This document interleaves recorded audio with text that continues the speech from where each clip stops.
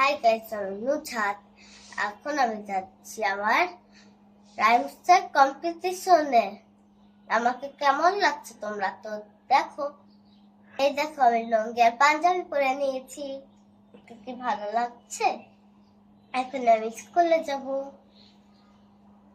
High বন্ধুরা, আমি এখন রিক্সায় উঠে নিলাম।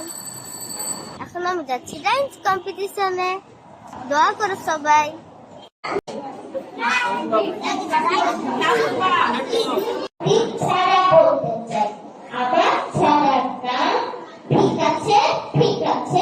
লিখেছে সুকুমার বড়ুয়া।